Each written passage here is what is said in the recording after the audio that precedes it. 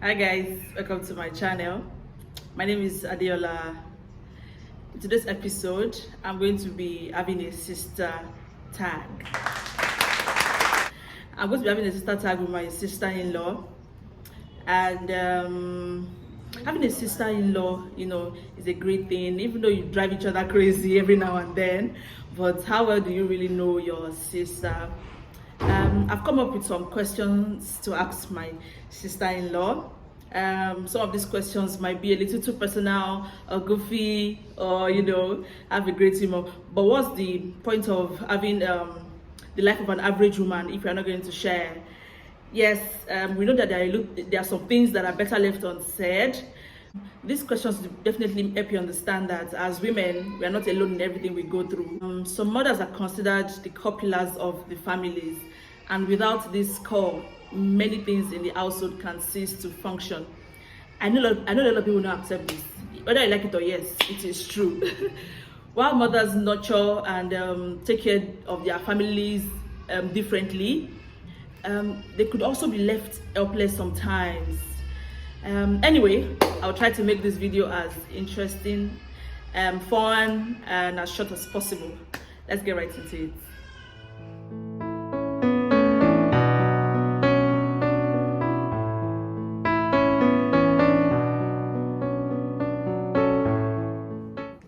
Please introduce yourself. Okay, I have to introduce myself in your show. Yes. Okay, my name is Makiemiju. I am a photographer. I own a studio and in Nigeria, Lagos, Nigeria. Portraits by I'm a mom, I'm a wife, I'm a sister, and I'm married to her brother. And yes, yeah. So that's it about me. Basically. Guys, I'm sure if you are watching this, that means you've seen my photo shoot that I had. I'm sure you loved it. I was, it was a really good moment. It was photography is another ball game, guys. It's another ball game. The creativity that comes with it. We just see pictures and we don't know what goes on behind the scene. I saw and I felt it, and man, it's an amazing artistry, and kudos to her and her team. Okay, so let's get right into it. Yes. Yes. Thank you for being here. I'm going to be asking you a lot of questions about motherhood. So let's just get right into it. Define motherhood in your own terms. Ooh, motherhood. I would say motherhood is love. Motherhood is a love between a mother and a child, or rather is the love between a woman and her child. I would not necessarily say it has to be a biological mother. Yes. It's just a love between, or a bond between a woman, a female, Yes. and her child. Definitely. And I was definitely going to say that it's not. It doesn't have to be a biological child. Yes. So for me, motherhood is that bond between a mother and a child. Just raising, just being there, just loving up and nurturing a child. Definitely. When I was doing this research about what motherhood is about, just like you said, it doesn't have to be a child that you birth or birthed. I don't know which is the right English. Yeah, by yourself. Just like you said, motherhood is a connection between a woman and a child. True. Yes. Okay. So of course, may I ask, what is motherhood to you? Okay. As a new mom, motherhood is, just like you said, nurturing a child and taking care of a child, not yours. It doesn't have to necessarily be a child that you gave birth to. True. Yeah, but just taking care of somebody is, as a woman, is can also be referred to as being in a state of motherhood. Is that good? That's good. Okay. of course, as your sister-in-law, I know you waited 7 years or thereabouts, because before my niece came. So having your child after all that wait, what did it do to you? Both mentally, physically, emotionally, and all. Okay, so yes, I was privileged. I would say privileged to be chosen to wait, and any waiting mother knows that that point in their life is one of the most challenging.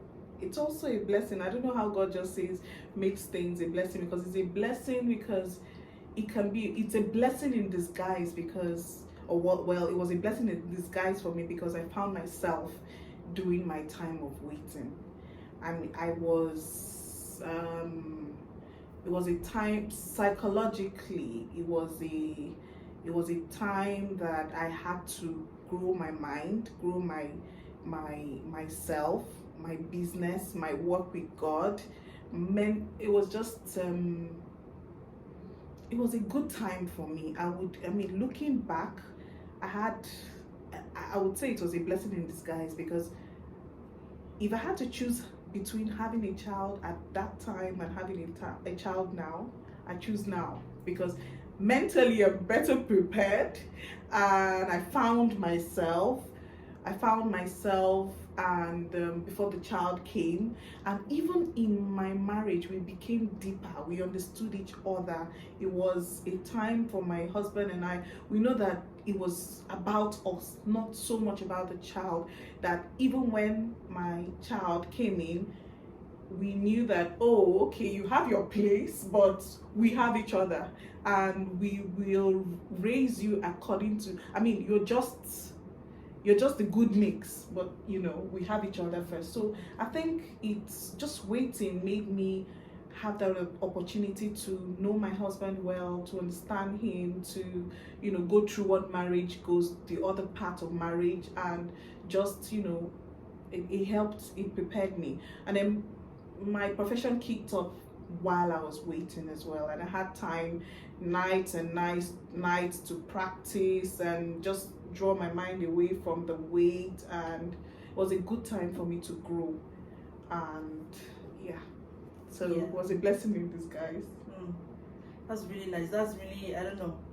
I was just looking at you, and I was just, because I witnessed, the marriage with them, even though I wasn't here or when I traveled, but I was there for the first few years, and I can, the finding yourself part, really got me, because a lot of people are in marriages, that they don't even know themselves, let alone knowing someone else. You have to know yourself first. You have to be able to understand who you are. True. Before you can understand someone else. So and even the child, and that even you're the child that is bringing, yes, the dynamics, yes. what you want him to be, what you want, all of those things. It matters, because if you do not know yourself, then you're like, okay, you kind of just go with the flow, and the world will sort of define what you need to know about them. But when you know yourself, you know that, okay, this is the way you want to bring this other person into the family, and that this other addition and all of that. So yeah, definitely give room, just like I'm listening to you now, definitely give room for a lot of growth for you guys. That's really nice, because I think a lot of people that are waiting usually just resent and focus on other things, that or focus on the weight, or focus on they focus on the weight rather than focusing on other things. There's so much about life that is, in as much as it seems easy to say, but there's so much about life. There is your personal development, there is your mental development, there is your career development. Yes, very important. There is so much more than just the children that come in, even though there's an assignment for the children. So if you have the opportunity, most people do that while they're having the child, while the child is around, but other people have the opportunity to do it even before the children come. They buy books, they develop themselves spiritually and yes. Otherwise they're prepared. The other people do it after the children come, other people. So it just depending on your timing, and yeah, I'm building a great foundation for the child. I'm building a great foundation. Yeah, that's very true. Okay, So how did you get by in the society when people ask you about motherhood during your waiting period? For me, okay, the interesting thing is, someone once said to me, how do you cope? I mean, you go to all these birthday parties and you're laughing, you're playing with the kids, you're jumping up, I love children. I really, really love kids. Yeah, you need to see that with my son. I She's love mother. children. Like I love to play with them. I love to. So for me, I never had a moment. I mean, I had my trying times where I was like, oh my God, I want this so badly. But because I had built my spiritual mind so much that I knew that it was going to happen because it was a promise to me. So I knew that one day it was going to come. It was just a matter of time. And I think I built my mind to the extent that even if it doesn't, I was still going to find contentment somehow with my life. So, but I always knew that at like the back of my hands that it was going to happen. So when people sort of ask, I mean, how do you cope? How do you do this? I mean, like, they expect you to be gloomy, to be, so that's where we're talking about finding yourself, where you have to find yourself spiritually. If you haven't, find yourself mentally, find yourself. So I sort of found that part of me that gave me assurance that it was going to come in one day, and that day came, thankfully, and to the glory of God. It came, and this is where we are. So to answer your question, I think I understood their concerns. I knew that it didn't come from a place of hate. Some people summoned courage to say, what are you doing? Which is thoughtful. Some other people just wondered silently. Some people wondered with questions. But I just sort of I just sort of smiled and just said it was going to happen in its time. It was going to happen in its time. And I took it, so I mean, most people would take it offensive, but I knew that it was a concern that most people didn't know how to go about, and it was a concern that came from a place of love and concern, and just love, and not wanting to they just wanted it more for us. Yes. And even though it was difficult for them to come to us to ask this question, I always say to them, I know that this is a difficult question for you, this is a difficult thing for you to do, but for you to do this, I take it with love, and I know that it's coming from a place of love. And yes, we're trying, we're not just sitting down. Right. But at the end of the day, the power doesn't lie in our hands. Yes. So yes. That's why it's called a wait. Yeah, I think I like the part where you said, you found peace, and you just, during your trying time, you were able to, just wait it out to an extent, and be happy, in all of the emotions that you were going through. I think that there are a lot of people that don't even know how to ask this question. And if you're not my friend, or if you're not someone's friend, you don't ask some kind of questions. Like, when is your baby coming? How? Like, when is our baby coming? It can be so uncomfortable. It's so unfair, to make those remarks. What if I don't want to have a child? Yeah. Most people do not understand people's decisions, and they just don't know how to get about it. And yeah, but I think most of them come from a place of love, so understanding that will not even make you super I mean, there are people that come from busybodies too. Yeah, we have those people. I see you. Busybodies. Okay, thank you. Would you give up your career to raise your child or your children? Oh, because I know she's a career woman. So I would say no.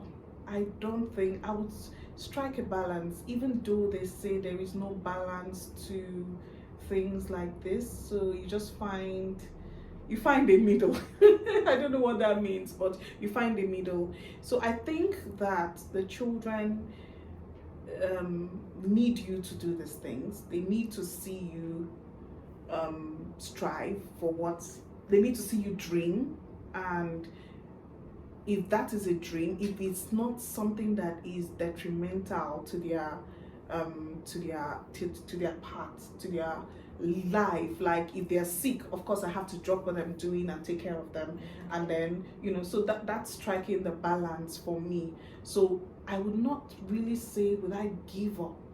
I don't know about giving up, but I would say I will find a middle to balance it, because I think I need to show them that you can dream, and your children are part of the dream. So I don't know about stopping one for another, but I would rather find a middle. And a middle, being a career woman, and you can't have it all. For me, I know that I had to have some sacrifices made. I'm not where I would want to be, but I'm sort of, I find peace.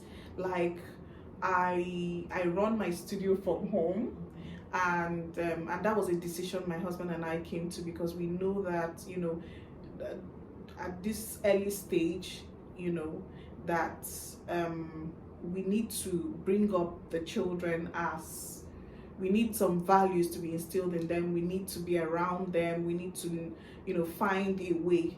But like I said, when I know that they need me, I drop some and then get to them for a minute or for a while, and then just find ways to come back there. And we just find a middle through it. Yeah, that's super nice.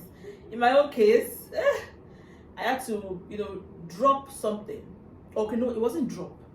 Yeah, I had to pause a part of my life to raise my son, and I'm going back to that part of my life, and very soon. So yeah, so I think we shouldn't put a stigma to mothers who have to take a pause. Yes, to I raise think it's their just kids. about the choice at the time. At the time. So what needs you most at that time, you yes, do it. So yes. not necessarily killing it or killing your dream to be at, sometimes you might need to halt a dream for maybe a year or two, and then you get back at it, just because this part needs you more than this part. Definitely. But killing it and never going to it, it's an extreme case that I'm not sure. I'm not sure. I'm not sure. I'm not sure anybody should even do that, though. Exactly. Yeah, because there's so much to do for oneself. Yes. Or what do you think? What do you think, guys? Please put your comments in the comment section. I would love to read from you guys. Would you actually, stop your career, to raise your child? But I think maybe let's put a time frame to it. Would you pause your career for about 5 years? To raise your child up onto a place where you think that you are good, and you can go back to your career, or like my sister-in-law said, you balance it and just shuffle it around once in a while like that. I'm expecting to hear from you guys. Okay. Yes, this is okay. Contrary to what people think, that when you wait, you will spoil the child. I can see how you train, how you teach, how you smack when necessary, my niece, So do you think that people overdo these things when they're in their waiting period and they just spoil the child? We have a lot of sports kids, roaming the street here. What do you think? Okay, so it goes back to the waiting period, and I usually say the waiting period it's a period that most people attach just to motherhood, but your waiting period can be your job waiting, it can be waiting for your husband, it can be waiting for a job, it can be waiting for a school admission, it can be waiting for different things. And in those times that you're waiting, it's good that you develop yourself, and you find yourself and find what your purpose is, find what you want to be, what kind of woman you want with you, what kind of man you want to be, even yourself. Oh, okay, I used to be like this, I don't want to be like this anymore. And then so you develop yourself, and in that time, so during the wait, we knew the kind of children we wanted. We knew that, okay, this is what we want. We saw different kids, and we knew that we're not going to accept this. Your environment just sort of show you different things, and you see different people, and you're like, okay, this is how we want to bring up these children. We don't want to bring up, this is what we want to do. We want respectful children. We want children who are confident, and to have children who are confident, you have to give them a voice. You have to allow them be able to think for themselves. You have to show them, okay, how do you want to correct them when they are wrong?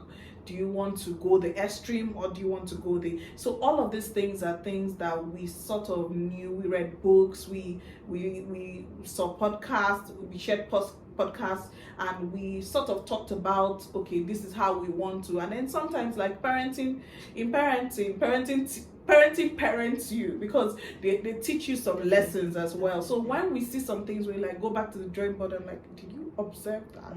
I'm like, okay, this is what we're going to do. So you go back to the tactic room and then come up with how you want to take care of. I think most people do not develop that part, and they just, they have children, and they're like, they fall in love so much with their children that they forget that they are parents, and that they are supposed to parent a child and not allow the child parent them with their emotions and their tantrums and their needs and their, once you just know that, okay, I'm in control, and I need to give this child the best foundation, the best, life is up and down, and if you keep showing the child in your parenting skill, that it just depends on what parenting skill that you make up your mind to do.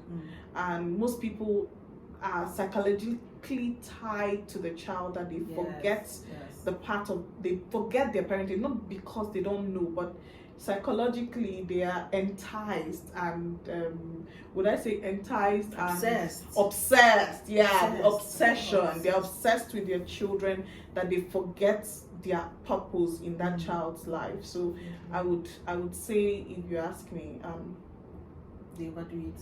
Yes, I think they do sometimes unknowingly.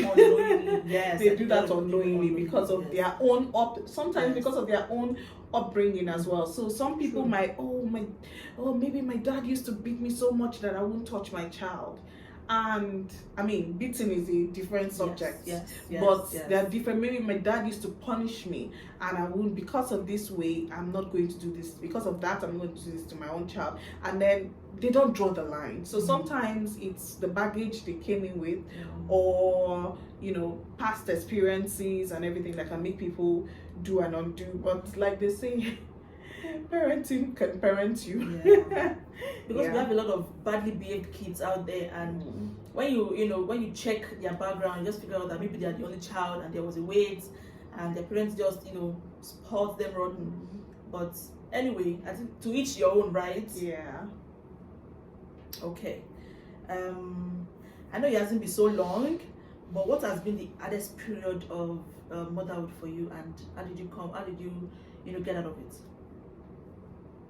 The hardest period of motherhood. Okay, I would refer back to when I had my baby. I had my baby prematurely, and she came in when she wanted to come in. I would not say premature. I think she came in when she wanted to come in. She's very feisty. She does her things on her own way and when she wants to do it. So she decided to come into the world at the time she came into the world, and mommy and daddy were not prepared. So I think for me it was the hardest, because I watched my baby that I so much waited for. I wanted to see her face come into the world in a not so expected manner, and the fact that I couldn't touch her in the hospital because they had to take her to the NICU, and she was in the incubator, and it was during the COVID period. So the procedure for everything had to be sanitized. So we would come into the NICU, and we come in and watch her through the door until, the first 24 hours was hard. The fact that I couldn't hold my daughter like I dreamed, and it was one of it for me. And I would say the second one is just totally, I'm glad that went past. The second one is just basically balancing my career and motherhood, in the sense that I need help, and thank God I'm in a country where we can find help easily to help us with just giving these children the time that they need, and then to enable me give time to my work as well. So, but it's not as challenging as possible, but that would be one of the hardest time, was doing when she was a baby, when she was born. Okay. Okay. So I think this is going to be about me now. So I remember we Yes. bonded so much when I was pregnant. Yes. What were your worries for me as a new mom? You know, yourself knowing that I was going to go through, you know, the past 16 months alone, doing all of my motherhood. Oh my God. First of all, I would say this girl, one of the strongest women I know. Like, she is one of the strongest women I know. And I say this with no pinch of salt because, I mean, being in a foreign country and having to have your baby with no, in Nigeria we have our mother-in-law coming to take care of us, you know, that time after pushing the baby you're tired, you know, there's so much, you just need that pampering, you need that support and everything. And being in a foreign country where you don't have family, you're having to talk to them over the phone and all of that, I was scared that, you know, how was she going to do? I remember the first 24, when I came back home, the first 24 hours with her, I was tired. I wanted to sleep and just allow somebody, maybe, you know, express, and my husband would help, you know, and I mean, there are people to help me with the support with this tender baby. And then just having her alone, I made sure we tried to call. She called me all through her labor and up until when she put to bed. And then, you know, she was tired, she was excited, but there's just a whole lot of emotions that women go through after giving birth, and sometimes put them into depression, into postpartum depression. So I was afraid for her that she would get into that. But for every time I called, I knew she was dealing with a lot, but she would put up a big smile. She would put up, you know, oh, baby, it's fine, I just want to sleep, you know, and I just prayed for her and all of that. And up till, you know, she came to Nigeria, I couldn't wait. It was the best time, it was the best moment, because I kept telling her, I don't know how you did it. I'm not sure I could have survived that. She was always saying it. I kept saying, I'm not sure how you're doing this. I think you're even pretending to be okay. Because even with all of this, she was doing a blog, she was doing the YouTube, she was taking the child to the mall, she was doing everything. She was in church, active in church, and all of this. And I'm like, how? What are your superpowers? What are you doing? But, you know, I can't emphasize, even though we say we're strong, there's still a tender part of us that wants to be taken care of. And, you know, in as much as we want to be seen as strong, we I don't know, I just give it up to this woman. I give it up to her. How did you deal? I don't know. I think I just took it one day at a time. Yeah. It was hard. It's been hard, but I just, sleepless nights, you know, you have to think about somebody before you do anything. I don't know how I did it, but I think You got by. I just got by. But there are times that I'm angry, like, why are you crying? If you want to sleep, just close your eyes and sleep, you know, or if you want to eat, I'm trying to feed you, you're not taking it, you're throwing up and all that. I tried to start solid, he didn't want it for the longest, you know. It was just, I just went by. I don't know. Maybe I'll make a new vlog about this. But We're waiting for the vlog. But I don't know how I went by. I don't know how I went by. So of course, you know, having your child has been your, you know, one of your greatest blessings. But what is the favorite thing about having a child, about seeing something of your own flesh and blood, like from your own inside, you know? Ooh, you know, I didn't, that's one thing, you never know how motherhood changes you. It's a miracle. Every day, just watching your own flesh and blood do something that reminds you of yourself, or even just smile the way you would smile, or just does something beautiful like children do. Just even breathing, you know, sometimes when she's sleeping, I still just give her a kiss or a tap or just a caress on her face, I do that too. or even just checking to see if she's breathing. I do that You too. know, I think that's one of the biggest blessings. The blessing that, and also just having the opportunity to even have her is the blessing. So I think there's so much blessings. There's so much blessings around a child. So much blessing around a child, and it's yours or not yours biologically, but there's so much. There's so much. Yes. Thank you. So how do you measure success as a parent? Ooh, in the subject of success, I would say success is your peace. Success is your own yardstick. Success is whatever brings you peace when it comes to parenthood. And I think everybody just wants to have a child that is obedient, a child that is a child that wants that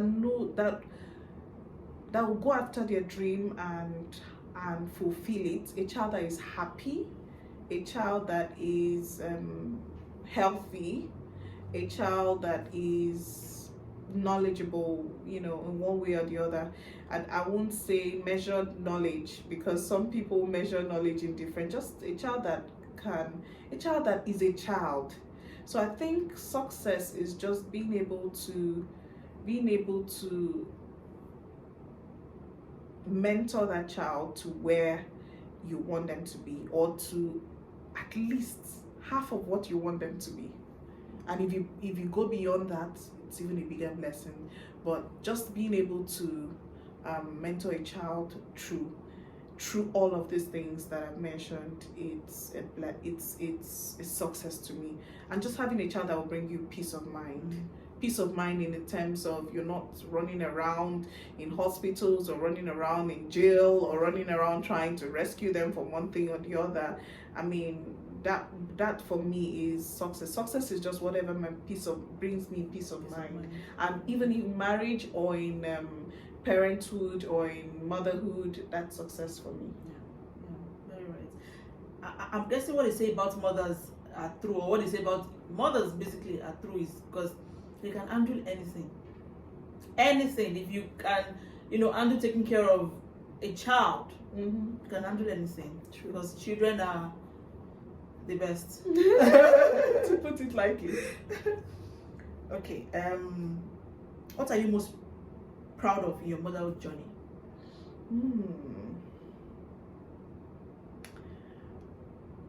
Everything. I'm just proud. I'm proud that I can keep a child healthy. I'm proud that I can keep a child alive.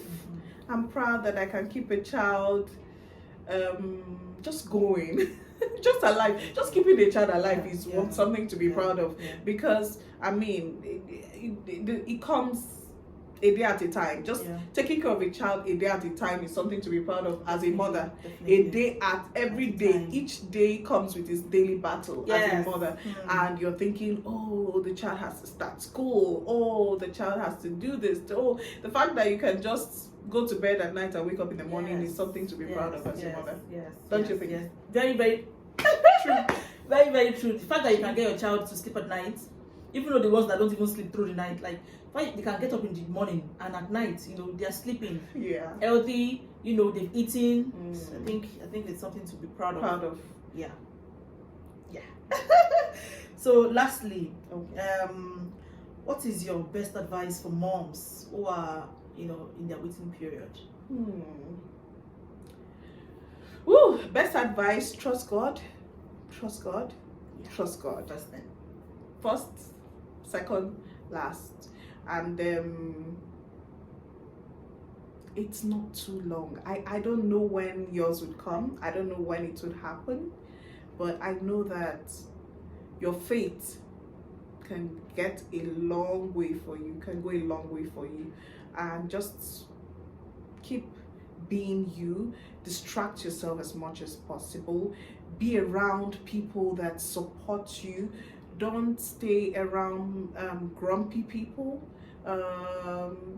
different things. Be around positive people, grow positive mindsets. Very, very important. Involve yourself in activities. Involve yourself. I mean, there'll be down times where you feel like, oh my God, I want it just now, but just go above it and just find the silver lining. Find a place where you can stay and be happy, even if it's for a moment, and live another day to hope. Keep living another day to hope until it happens. My advice. Thank you so much. Thank You so much for sharing all your knowledge with us. being here. Thank you so much. So I don't know if you have any questions, for her about motherhood and waiting period. Yeah. Please drop your concerns, your questions in the comment section. And if you need her, to be a mentor to you, you can send me an email or reach out to me on Instagram. So thank you so much, sister. Please. Thank you. I enjoyed being here. I didn't think I could make it through this video, but I enjoyed being here. Thank you for having me. I love you. I love you too. Mwah. Mwah. Woo! We did it. You did.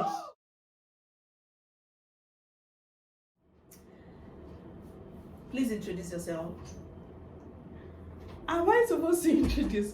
Okay, so I'm supposed to introduce myself. Watch my channel. So Is it live? no, it's not live. Call my husband, do. Come